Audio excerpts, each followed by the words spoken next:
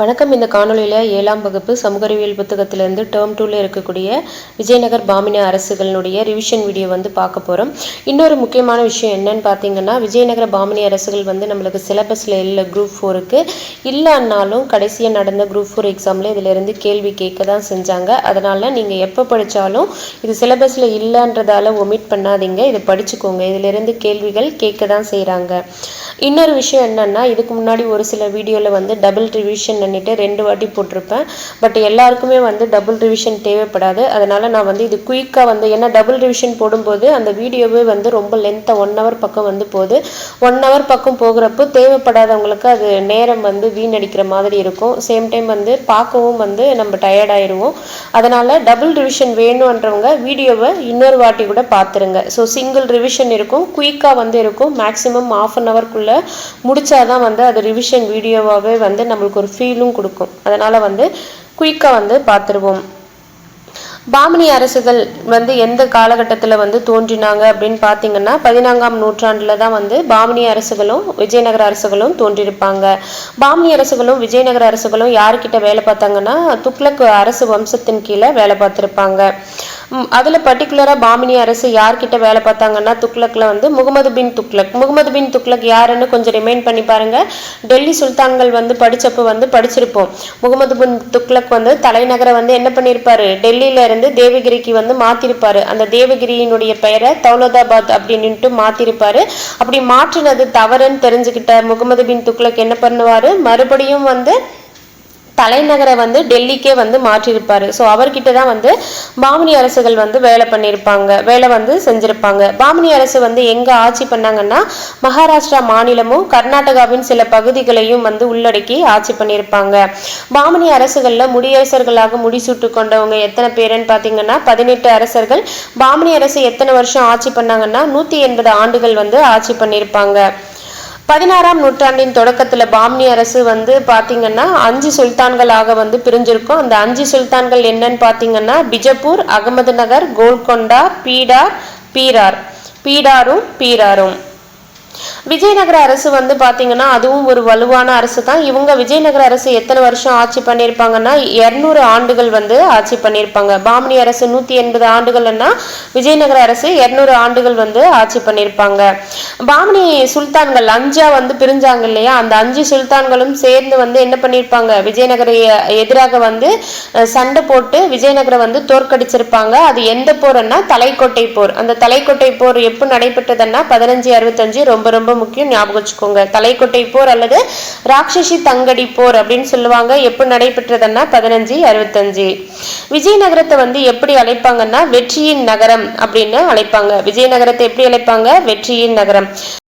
Hariharar Booker Vijayanagara அரசை தோற்றுவித்தவர்கள் யாரு அப்படின்னு பார்த்தீங்கன்னா ஹரிஹரர் புக்கர். இவங்க யார்கிட்ட வேலை பண்ணிட்டு இருந்தாங்கன்னா துக்ளக் அரசர்கள் கிட்ட பண்ணிட்டு இருந்தாங்க. அப்போ அவருக்கு வித்யாரண்யர் அப்படின்றவர் அட்வைஸ் பண்ணியிருப்பாரு. என்ன பண்ணியிருப்பாருன்னா, அவங்க கிட்ட வேலை பார்க்கறத விட்டுட்டு முஸ்லிம்கள் ஆதிக்கத்திலிருந்து மீட்குமாறு அறிவுரை வழங்கியிருப்பாங்க. நாட்டை முஸ்லிம் ஆட்சியாளர்கள் இருந்து மீட்க வேண்டும் அப்படின்ட்டு வித்யாரண்யர் அறிவுரை வழங்கியிருப்பாரு. இவர் எந்த மடத்தின் தலைவர் பாத்தீங்கன்னா சிருங்கேரி சைவ மடத்தின் தலைவர். வித்யாரண்யர் எந்த மடத்தின் தலைவர், சிருங்கேரி சைவ மடத்தின் தலைவர். அப்படி வித்யாரண்யர் மூலமாக இவங்க விஜயநகர அரசு தோற்றுவித்ததால இவங்களுடைய தலைநகருக்கு என்ன பெயர் வச்சிருப்பாங்கன்னா வித்யாநகர் அப்படின்னு பெயர் வச்சிருப்பாங்க.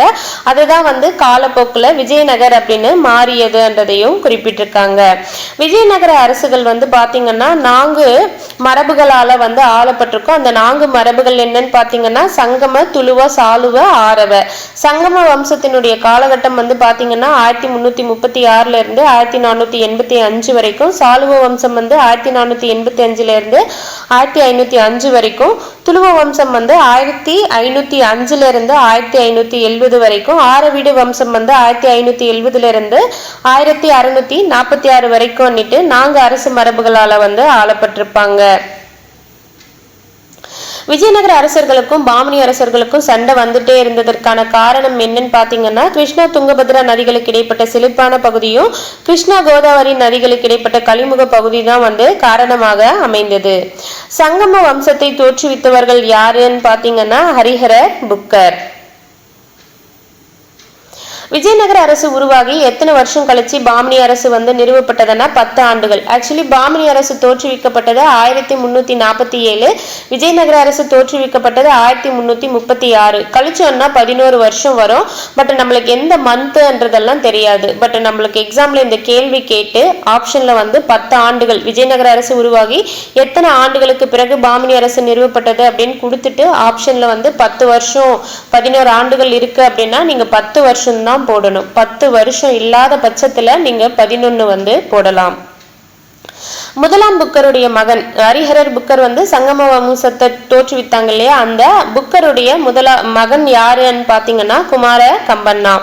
மதுரை சுல்தானியத்துக்கு வந்து முற்றுப்புள்ளி வைத்திருப்பாரு. ஸோ மதுரை வந்து நம்ம படிச்சிருப்போம். எப்போ படிச்சிருப்போம்னா இந்த 7th வந்து பிற்கால சோழர்களும் பிற்கால பாண்டியர்களும் அப்படின்ட்டு ஒரு லெசன் கொடுத்திருப்பாங்க. அதுல சொல்லியிருப்பாங்க, என்ன சொல்லியிருப்பாங்கன்னா பிற்கால பாண்டியர்கள்ல வந்து சுந்தர பாண்டியன் என்ன பண்ணுவாருன்னா அவங்க தம்பி கிட்ட வந்து நாட்டை வந்து போட்டி போட்டு நாட்டை இழந்துருவாரு. இழந்ததுமே சுந்தரபாண்டியன் வந்து டெல்லிக்கு போவாரு.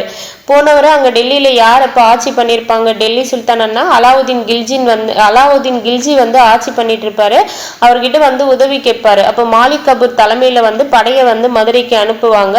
ஸோ அந்த மாலிக் கபூர் வந்து மதுரை ஒரு சுல்தானியத்தை வந்து உருவாக்கி இருப்பாரு. அந்த மதுரை சுல்தானுக்கு முற்றுப்புள்ளி வைத்தவர் யாருன்னா குமார கம்பண்ணா வந்து வைத்திருப்பாரு. குமார கம்பண்ணாவின் மனைவி தான் வந்து கங்காதேவி. இவங்க மதுரா விஜயம் என்ற நூலை வந்து ஏற்றிருக்காங்க. மதுரா விஜயம் என்ற நூலை இயற்றியவர் யாரு? கங்காதேவி. அவங்க யாருடைய மனைவி என்ன? குமார கம்பண்ணாவின் மனைவி. புக்கர் வந்து இயற்கை எய்திய பிறகு ஹரிஹரர் புக்கர் இருக்கார் இல்லையா, புக்கர் வந்து இயற்கை எய்திய பிறகு வந்து பாத்தீங்கன்னா ஒரு நிலப்பரப்பை வந்து பிறந்த நிலப்பரப்பை வந்து அவங்களுடைய மகனுக்கு விட்டுட்டு போறாரு. யாருன்னா இரண்டாம் ஹரிஹரருடைய சாதனைகள் அப்படின்னு பாத்தீங்கன்னா பெல்காம் கோவா பகுதிகளை வந்து கைப்பற்றியிருப்பார். இரண்டாம் ஹரிஹரருடைய சாதனை வந்து பாத்தீங்கன்னா பெல்காம் கோவா பகுதிகளை வந்து கைப்பற்றியிருப்பார். அதுக்கடுத்து வந்து பாத்தீங்கன்னா முதலாம் தேவராயர் வந்து ஆட்சிக்கு வருவாரு. இவருடைய சாதனை என்னன்னு பாத்தீங்கன்னா ஒடிசாவை சேர்ந்த கஜபதி வம்ச அரசர்களை வந்து தோற்கடித்திருப்பார். முதலாம் தேவராயருடைய சாதனை வந்து ஒடிசாவை சேர்ந்த கஜபதி வம்ச அரசர்களை தோற்கடிப்பார். முதலாம் தேவராயருக்கு அப்புறம் வந்தவர் தான் வந்து இரண்டாம் தேவராயர் தான் வந்து சங்கம வம்சத்தின் தலை சிறந்த அரசர் ஆவார். இது ரொம்ப ரொம்ப முக்கியம். இதுக்கு முன்னாடி நடந்த எக்ஸாம்லையும் கேட்டிருக்காங்க. சங்கம வம்சத்தின் தலை சிறந்த அரசர் யாருன்னா இரண்டாம் தேவராயர். அடுத்து வந்து துளுவ வம்சம்னு ஒண்ணு பார்ப்போம். சங்கம வம்சம், சாளுவ, துளுவ வம்சத்துல தலை சிறந்த அரசர் யாருன்னா கிருஷ்ணதேவராயர். அதே சங்கம வம்சத்தின் தலை சிறந்த அரசர் யாருன்னா இரண்டாம் தேவராயர் என்ன பண்ணிருப்பாருன்னா இவருடைய ஆட்சியின் போது அவருடைய படையில பணி செய்வதற்காகவும் நவீன போர் முறைகளை வந்து மற்ற போர் வீரர்களுக்கு பயிற்சி கொடுக்கறதுக்காகவும் என்ன பண்ணிருப்பாரு, இஸ்லாமிய வீரர்களை அவருடைய படையில வந்து பணிக்கு வந்து எடுத்திருப்பாரு. அடுத்து வந்து சாளுவ வம்சத்தின் தோற்றம்.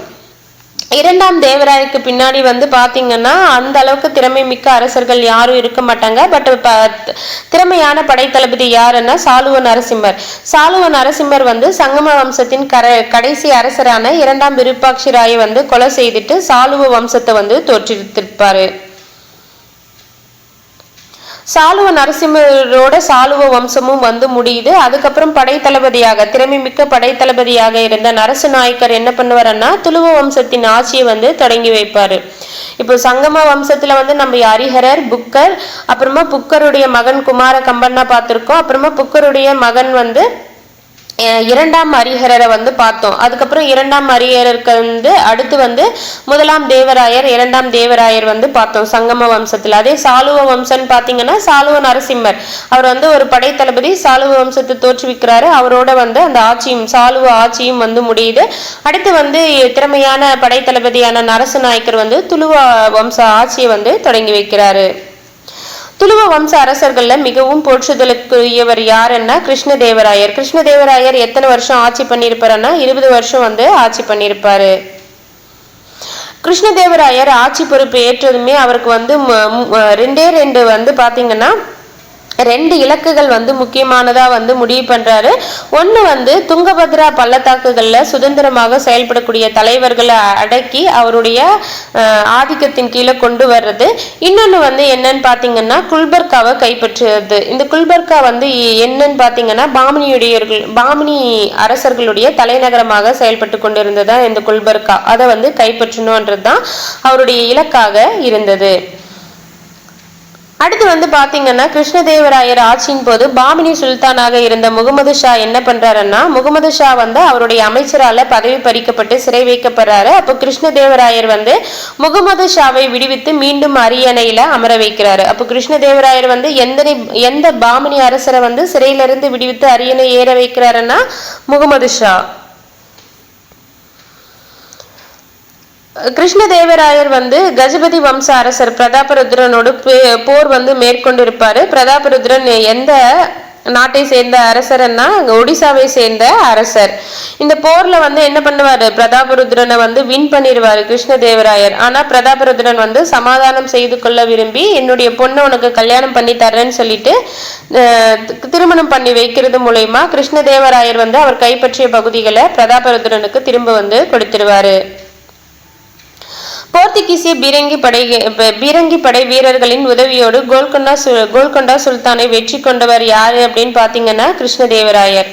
கிருஷ்ணதேவராயர் வந்து கோல்கொண்டா சுல்தான், அந்த 5 சுல்தான்கள் அப்படின்னு பார்த்திருப்போம் இல்லையா ஆரம்பத்திலேயே, அதுல கோல்கொண்டா சுல்தானை வந்து கிருஷ்ணதேவராயர் வெற்றி கொள்றாரு. யாருடைய உதவியோடனா போர்த்துகீசிய பீரங்கி படை வீரர்களின் உதவியோடு. ரொம்ப முக்கியம், தெளிவா பார்த்துக்கோங்க.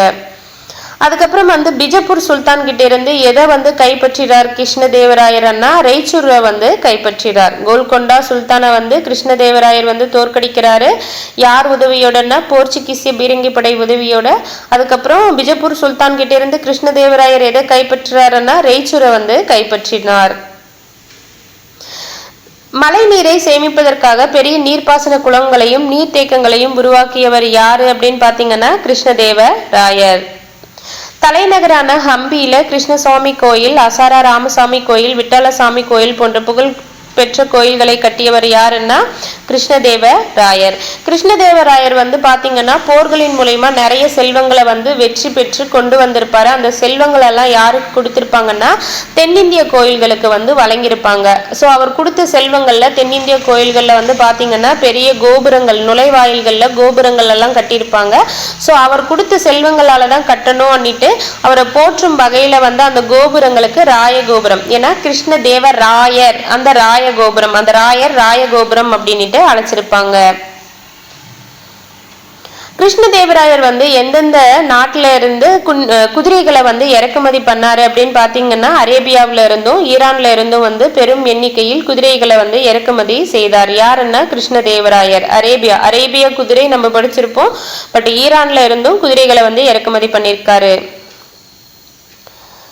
அஷ்டதிக் கஜங்கள் என்று அறியப்பட்ட 8 இலக்கிய மேதைகள் யாருடைய அவையை அலங்கரித்தன கிருஷ்ணதேவராயர். அந்த 8 பேர்ல வந்து மகத்தானவர் யாரு அப்படின்னு பாத்தீங்கன்னா அல்லசானி பெத்தண்ணா. அப்புறமா மற்றொரு குறிப்பிடத்தகுந்த ஆளுமை, அந்த அஷ்டதிக் கஜன்ல இருக்கக்கூடிய 8 மேதைகள்ல அல்லசானி பெத்தண்ணாக்கு அடுத்து குறிப்பிடத்தகுந்த ஆளுமை யாருன்னு பாத்தீங்கன்னா தெனாலி ராமகிருஷ்ணன். ஸோ தெனாலிராமன் கதைகள் அப்படின்னு கேள்விப்பட்டிருப்போம் இல்லையா, அந்த தெனாலிராமன் தான் தெனாலி ராமகிருஷ்ணன். கிருஷ்ணதேவராயருக்கு அடுத்து அவர் ஆட்சி பொறுப்பை ஏற்றவங்க யாருன்னா அவருடைய சகோதரரான அச்சுதராயர் வந்து ஏற்றிருப்பாரு.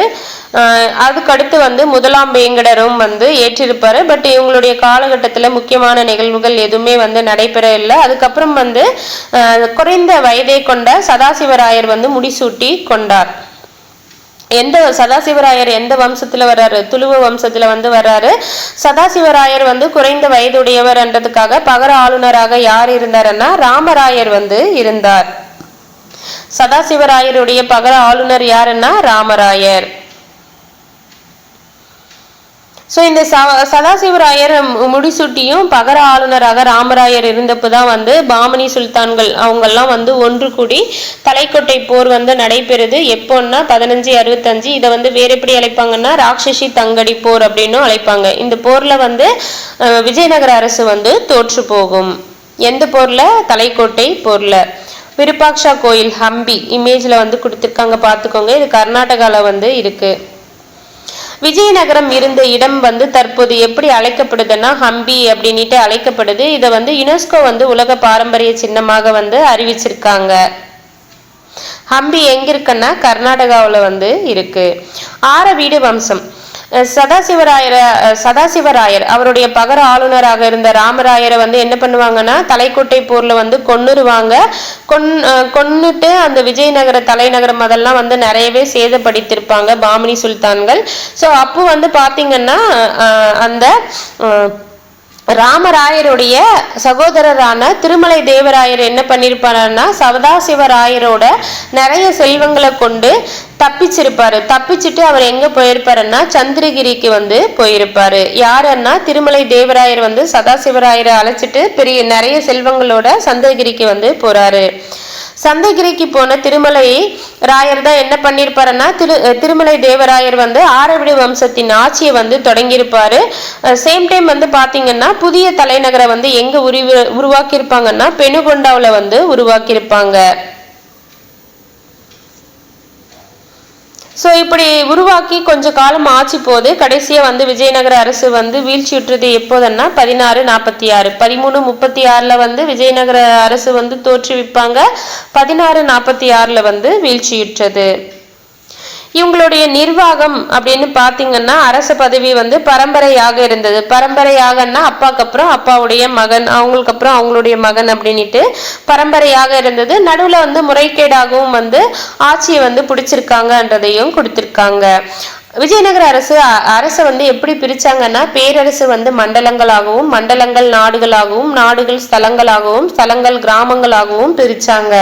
மண்டலங்கள் எல்லாம் மாநிலங்கள், நாடுகள்னா மாவட்டங்கள், ஸ்தலங்கள்னா வட்டங்கள். மண்டலங்களை வந்து மண்டலேஸ்வரா என்ற ஆளுநரின் கீழே வந்து இருந்தது. நிர்வாகத்தின் மிகச்சிறிய அழகு எதுன்னா கிராமம். ஒவ்வொரு கிராமத்திலையும் வந்து பாத்தீங்கன்னா கிராம சபை இருந்தது. அதை யார் நிர்வகிச்சாங்கன்னா கவுடா என்றவங்க நிர்வகிச்சாங்க. விஜயநகர அரசுகள் வந்து பாத்தீங்கன்னா வெடிமருந்து ஆயுதங்கள் எல்லாம் வந்து பயன்படுத்தினாங்க. வெடிமருந்து ஆயுதங்களும் குதிரைப்படையும் ஒருங்கிணைக்கப்பட்டதால இந்தியாவில் அதிகம் அச்சுறுத்தக்கூடிய படையாக இருந்தது யாருடையதுன்னா விஜயநகர அரசர்களுடைய படை. இந்தியாவில் அதிகம் அச்சுறுத்தக்கூடிய படையாக இருந்தது எதனாலன்னா வெடிமருந்து ஆயுதங்களையும் குதிரைப்படையும் வந்து ஒருங்கிணைந்ததால விஜயநகர அரசர்களுடைய படை வந்து அச்சுறுத்தக்கூடியதாக இருந்தது. விஜயநகர பேரரசர்கள் வந்து என்ன பெயர்ல அதிக எண்ணிக்கையிலான தங்க நாணயங்களை வெளியிட்டாங்கன்னா வராகன் என்ற பெயர்ல அதிக எண்ணிக்கையிலான தங்க நாணயங்களை வந்து வெளியிட்டாங்க. அப்துல் ரசாக் வந்து எந்த நாட்டு பயணின்னு பாத்தீங்கன்னா பாரசீக பயணி. அப்துல் ரசாக் வந்து எந்த நாட்டு பயணி? பாரசீக பயணி. விஜயநகர அரசுல இருந்த தொழிற்சார் அமைப்புகளை எப்படி அழைப்பாங்க? கில்டுகள் அப்படின்னு அழைப்பாங்க. சேம் டைம் வந்து விஜயநகர ஆட்சியின் போது வந்து பாத்தீங்கன்னா கைவினைஞர்களுக்கும் வர்த்தகர்களுக்கும் தனித்தனியே வந்து இந்த தொழிற்சார் அமைப்புகள் கில்டுகள் வந்து இருந்ததாக யார் குறிப்பிட்டிருக்காங்கன்னா பாரசீக பயணியான அப்துல் ரசாக் வந்து சொல்லியிருக்காரு.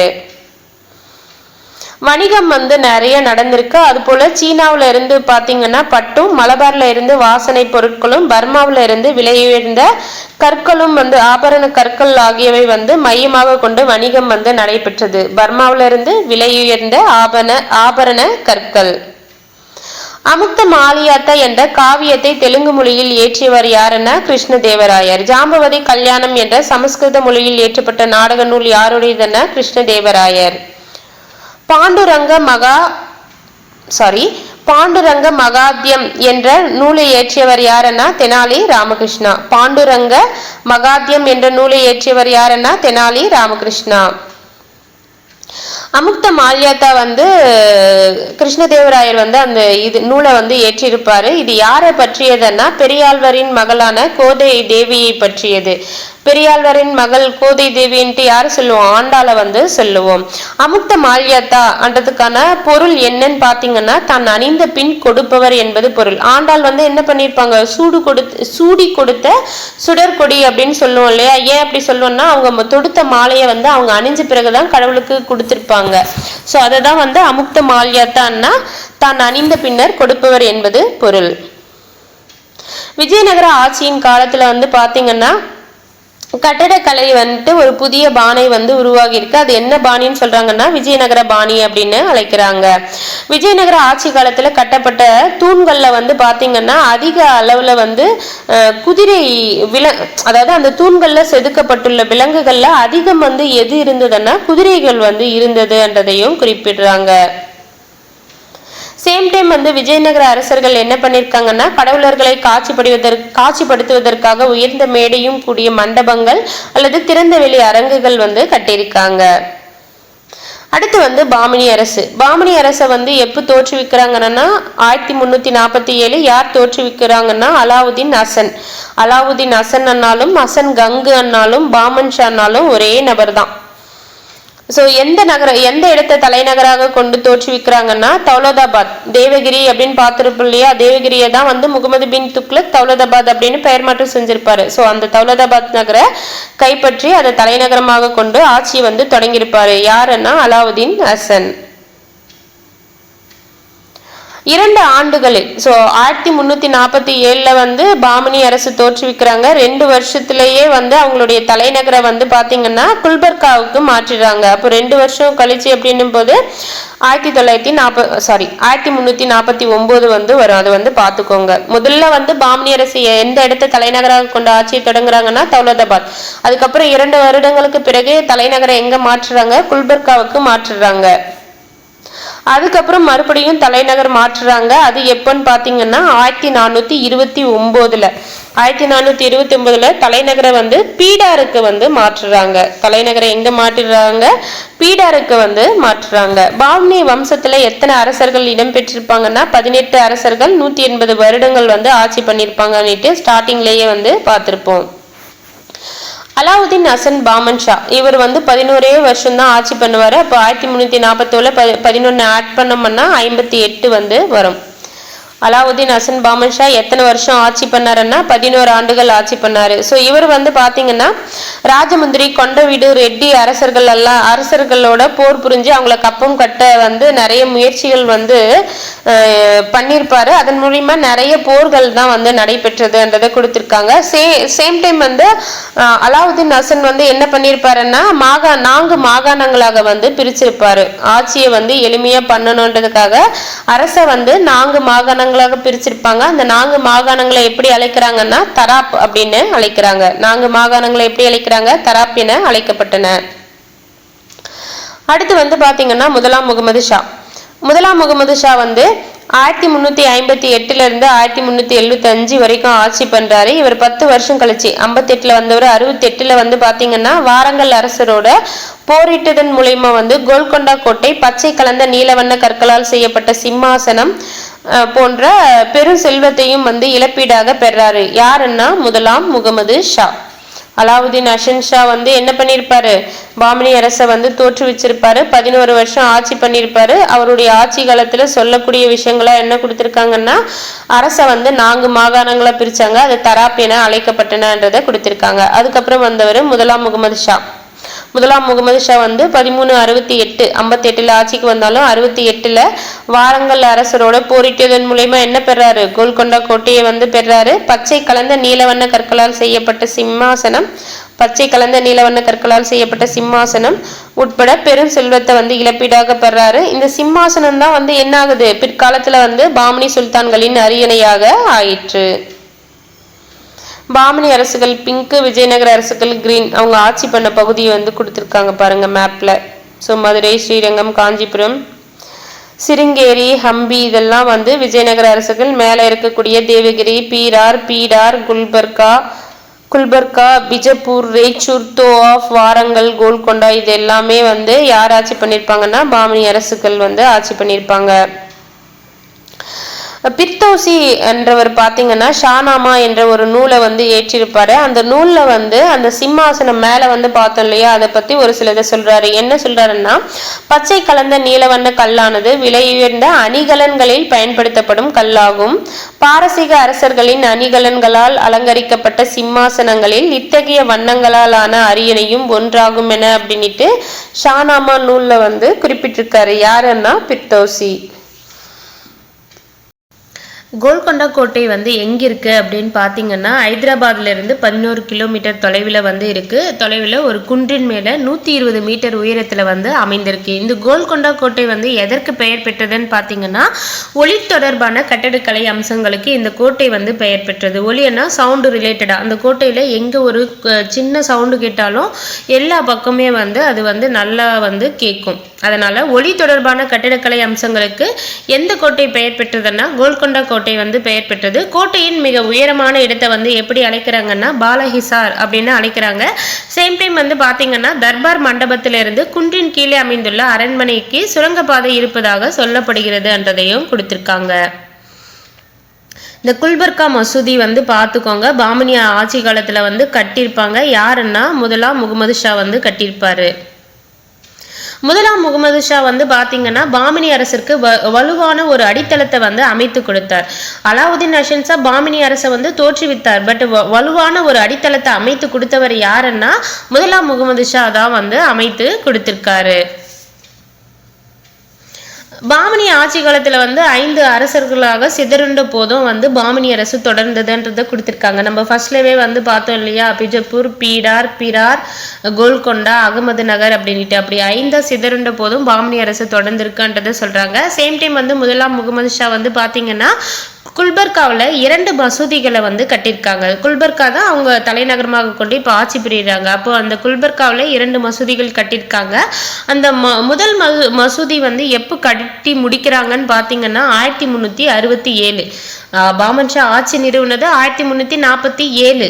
கரெக்டாக 20 வருஷம் கழிச்சு 67 முதல் மசூதியை வந்து கட்டி முடிக்கிறாங்க. அது பேர் என்னன்னு பார்த்தீங்கன்னா மகா மசூதி. முதல் மசூதியே வந்து மகா மசூதி.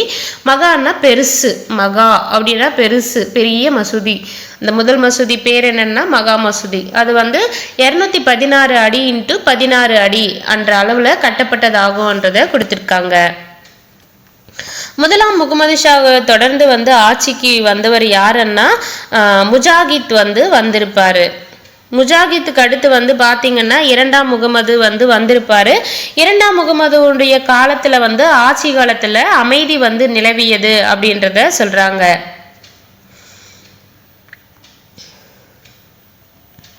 ஸோ 2ஆம் முகமது என்ன பண்ணியிருப்பாருன்னா அவர் ஆட்சியின் போது வந்து பெரும் பகுதி நேரத்தை வந்து பண்பாட்டுக்கும் கல்வி மையத்துக்குமாக வந்து கல்வி மையமாக மாற்றுவதில் செலவிட்டார் அப்படின்றத கொடுத்திருக்காங்க. பாமனிக்கும் விஜயநகர்களுக்கும் பிரச்சனை எதனாலன்னு பார்த்தீங்கன்னா அந்த துங்கபத்ரா, கிருஷ்ணா நதிகளின் வளமான பகுதிகள் கைப்பற்றுவது தொடர்பாக தான் வந்து சண்டை வந்து அடிக்கடி நடந்ததுன்றதை சொல்லியிருக்காங்க. அடுத்து முக்கியமானவர் பாமனி சுல்தான்களில் முக்கியமானவர் யாருன்னு பார்த்தீங்கன்னா 3ஆம் முகமது. 3ஆம் முகமது வந்து பார்த்தீங்கன்னா எத்தனை வருஷம் ஆட்சி பண்ணியிருப்பாருன்னா 19 ஆண்டுகள் வந்து ஆட்சி பண்ணியிருப்பாரு. 3ஆம் முகமது எத்தனை வருஷம் ஆட்சி பண்ணாருன்னா 19 ஆண்டுகள் வந்து ஆட்சி பண்ணாரு. இவருடைய பிரதம அமைச்சர் யாருன்னு பார்த்தீங்கன்னா 3ஆம் முகமதுனுடைய பிரதம அமைச்சர் வந்து மகமது கவான். பாமினி அரசுல வந்து 8 அமைச்சர்கள் வந்து இருப்பாங்க. இந்த 8 அமைச்சர்களும் ரொம்ப முக்கியம், எக்ஸாம்ல கேட்கறதுக்கு வாய்ப்புகள் அதிகம். அதனால தெளிவா வந்து பார்த்துக்கோங்க. அரசருக்கு அடுத்த நிலையில் துணை அதிகாரியாக செயல்பட்டவர் யாரு அப்படின்னு பார்த்தீங்கன்னா வக்கீல் உஸ் சுல்தானா அல்லது அரசின் பிரதம அல்லது முதலமைச்சர். அரசருக்கு அடுத்த நிலையில துணை அதிகாரியாக செயல்பட்டவர் யாருன்னா வக்கீல் உஸ் சுல்தானா, அரசின் பிரதம அல்லது முதலமைச்சர். பிரதம மந்திரியோடு இணைந்து செயல்பட்டவர் யாருன்னா பேஷ்வா. அமைச்சர்களின் பணிகளை மேற்பார்வையிட்டவர் யாருன்னா வசிரி குல். நிதி அமைச்சர் யாருன்னா அமீர்-இ ஜீம்லா. உதவி நிதி அமைச்சர் வந்து நசீர். வெளியுறவுத்துறை அமைச்சர் வந்து வசிர்-இ அசாரப். கொத்தவால் என்றது யாருன்னா காவல்துறை தலைவர் மற்றும் நகர குற்றவியல் நடுவர். சதார்-இ ஜகான் என்பவர் தலைமை நீதிபதி, சமயம் மற்றும் அறக்கொடைகளின் அமைச்சர். சதார்-இ ஜகான் என்பவர் வந்து தலைமை நீதிபதி, சமயம் மற்றும் அறக்கொடைகளின் அமைச்சர். அடுத்து வந்து மகமது கவான். 3ஆம் முகமதுனுடைய முதன்மை அமைச்சரை பற்றி கொடுத்துருக்காங்க. மகமது கவான் யாரு அப்படின்னு பார்த்தீங்கன்னா இவர் வந்து பிறப்பால ஒரு பாரசீகர். இவர் வந்து இஸ்லாமிய கோட்பாடுகள்லையும் பாரசீக மொழியிலையும் கணிதத்திலையும் வந்து பெரும் புலமை வந்து பெற்றிருப்பார். மேலும் வந்து மகமது கவான் வந்து பார்த்தீங்கன்னா ஒரு கவிஞரும் அறிஞருமாக இருந்திருப்பாரு. உரைநடை எழுத்தாளரும் ஆவார். இவருடைய இந்த அளவுக்கு அறிவாளியா இருக்காரு, அவருடைய அறிவை பார்த்து வியந்து போய் தான் என்ன பண்ணியிருப்பாரு, 3ஆம் முகமது வந்து அவருடைய முதன்மை அமைச்சராக அவருக்கு வந்து பணி அமர்த்திருப்பாரு. ஸோ 3ஆம் முகமது கிட்ட பிரதம அமைச்சராக பணியாற்றிய மகமது கவான் வந்து பார்த்தீங்கன்னா இராணுவ நடவடிக்கைகளையும் சீர்திருத்தங்களையும் வந்து நிர்வாகத்திலையும் நிறைய சீர்திருத்தங்களை வந்து செஞ்சிருப்பாரு. பாரசீக வேதியியல் வல்லுநர்களை அழைத்து வந்து வெடிமருந்து தயாரித்தோ அதை வந்து போர்ல வந்து பயன்படுத்த பயிற்சி கொடுத்தவர் யாருன்னு பார்த்தீங்கன்னா மகமது கவான். பாரசீக பிறப்பால் வந்து ஒரு பாரசீகர் தான் மகமது கவான். அப்போ என்ன பண்றாரு, பாரசீக வேதியியல் வல்லுநர்கள் அழைத்து வந்து வெடிமருந்தை வந்து அதை எப்படி தயாரிக்கணும், அதை எப்படி பயன்படுத்தணும் அப்படின்ட்டு பயிற்சியை வந்து அந்த பாமினி 3ஆம் முகமதனுடைய படைக்கு வந்து பயிற்சி அளித்திருப்பார். யாருன்னா மகமது கவான். பெல்காமில் நடைபெற்ற விஜயநகருக்கு எதிரான போரில் வெடிமருந்தை வந்து யார் பயன்படுத்தினாங்கன்னா மகமது கவான் வந்து பயன்படுத்தியிருப்பார். 3ஆம் முகமதின் ஆட்சியின் போது 4 மாகாணங்களை 8 மாகாணங்களாக மாற்றியவர் யாரு அப்படின்னு பாத்தீங்கன்னா மகமது கவான். எதனாலன்னா அப்போதான் நிர்வாகம் வந்து 3ஆம் முகமதினுடைய கட்டுப்பாட்டுல இருக்கும் அப்படின்ட்டு மகமது கவான் வந்து 4 மாகாணங்களை 8ஆக வந்து மாற்றியிருப்பார். மகமது கவானால் அறிமுகம் செய்யப்பட்ட நிர்வாக சீர்திருத்தங்கள் என்ன பண்ணிருக்கோம், 3ஆம் முகமதனுடைய அரசின் திறனை வந்து மேம்படுத்திருக்கோம். சேம் டைம் வந்து இப்படி எல்லாம் மகமது கவான் பண்றது வந்து பாத்தீங்கன்னா நிறைய பேருக்கு பொறாமை கொண்டு வர செய்யும். அதனால ஒரு பொய்யான ஒரு கடிதம் வந்து எழுதி கவான் வந்து அரசருக்கு எதிராக வந்து நடந்துக்கிறாருன்னு சொல்லியிருப்பாங்க. அதை நம்பின அரசரும் என்ன பண்ணியிருப்பாரு, கவானுக்கு வந்து மரண தண்டனை வந்து வழங்கியிருப்பாரு. அதுக்கப்புறம் 3ஆம் முகமதுக்கு அப்புறம்னு பார்த்தீங்கன்னா முகமது அல்லது சிகாபுதீன் முகமது வந்து அரியணை வந்து ஏறியிருப்பாரு. சிகாபுதீன் முகமது அல்லது சிகாபுதீன் முகமது.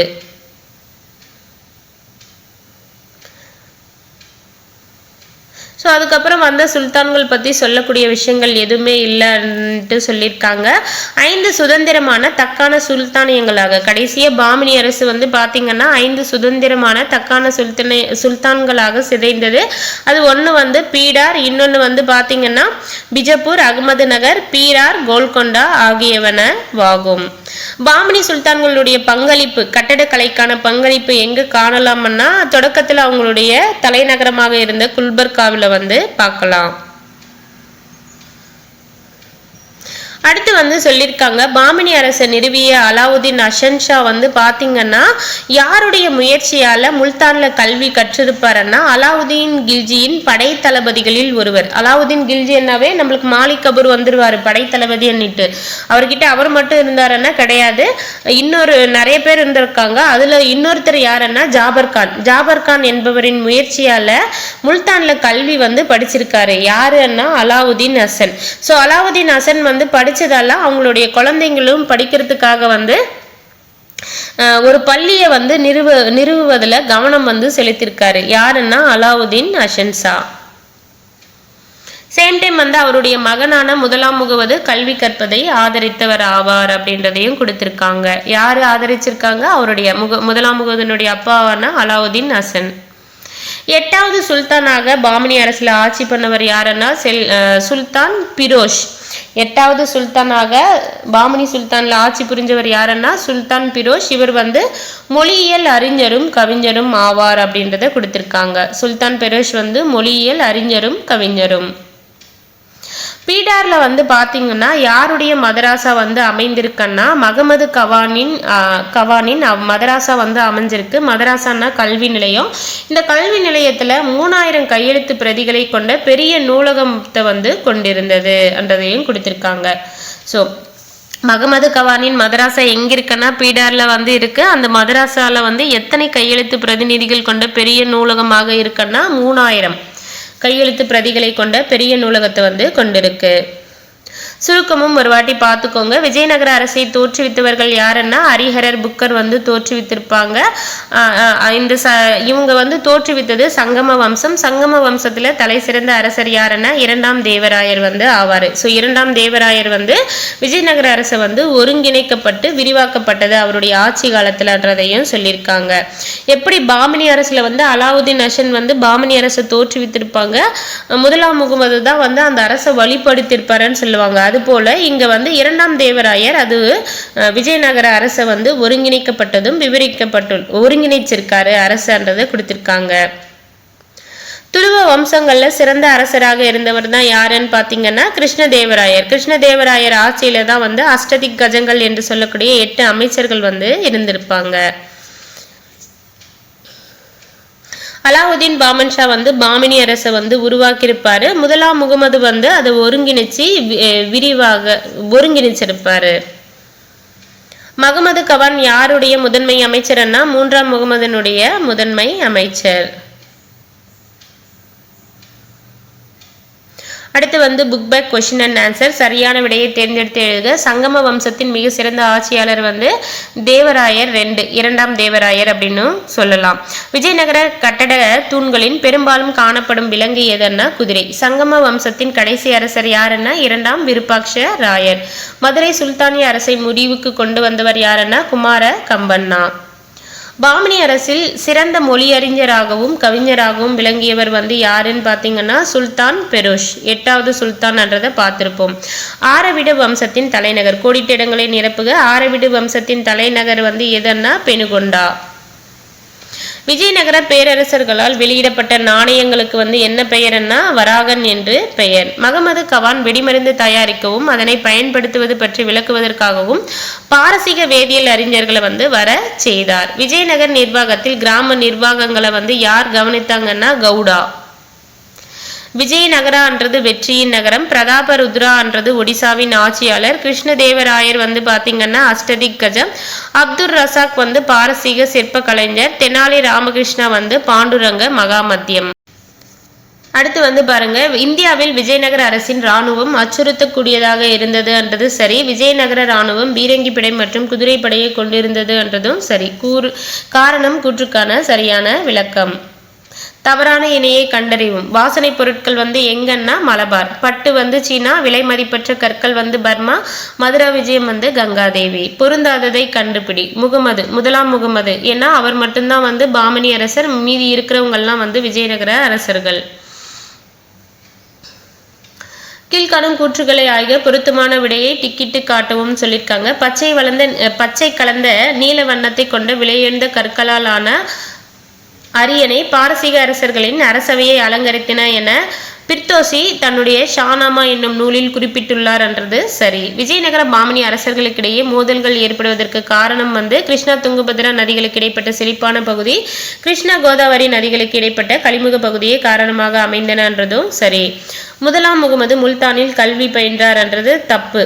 முதலாம் முகமது இல்லை, அவருடைய அப்பாவான அலாவுதீன் அஷன் வந்து முல்தான்ல வந்து கல்வி வந்து படிச்சிருப்பாரு. முகமது கவான் 3ஆம் முகமதுவின் கீழ் தனித்தன்மை மிக்க பிரதம அமைச்சராக பணியாற்றினார் என்றது சரி. அப்போ 1, 2, 4 சரி. ஆப்ஷன்ல எல்லாம் அதை வந்து நோட் பண்ணிக்கோங்க. 1, 2, 4 சரி. சரியா தவறா? பாமினி அரசை தோற்றுவித்தவர்கள் ஹரிஹரர், புக்கர்னு கொடுத்திருக்காங்க. அவங்க விஜயநகர அரசை தோற்றுவித்தவர்கள் தான் வந்து ஹரிஹரர் மற்றும் புக்கர். அதனால ஃபர்ஸ்ட் 1 தவறு, 2வதும் தவறு. 20 ஆண்டுகள் ஆட்சி செய்த கிருஷ்ணதேவராயர் சங்கம வம்சத்தின் மிக சிறந்த அரசர். சங்கம வம்சம் கிடையாது, துளுவ வம்சம். துளுவ வம்சனுடைய ஆட்சி எப்போ ஸ்டார்ட் ஆகும்? 1505 இருந்து 1570 வரைக்கும் ஆட்சி பண்ணியிருப்பாங்க. அதில் கிருஷ்ணதேவராயர் வந்து 20 வருஷம் வந்து ஆட்சி பண்ணியிருப்பாரு. அஷ்டதிக் கஜத்தில் அல்லசாலி பெத்தன்னா குறிப்பிட தகுந்தவர் ஆவர் என்றது சரி. விஜயநகர பேரரசில் அரசுரிமை என்பது பரம்பரையாகவும் பிறப்புரிமையின் அடிப்படையிலும் வழங்கப்பட்டது என்றதும் சரி. பாமினி அரசில் 18 முடியரசர்கள் இருந்தன என்றதும் சரி. அவ்வளோதாங்க. இதோட வந்து இந்த லெசன் வந்து ரிவிஷன் முடியுது. அடுத்த வீடியோவில் வந்து முகலாய பேரரசுக்கான குயிக் ரிவிஷன் வீடியோ வந்து பார்ப்போம். தேங்க்யூ.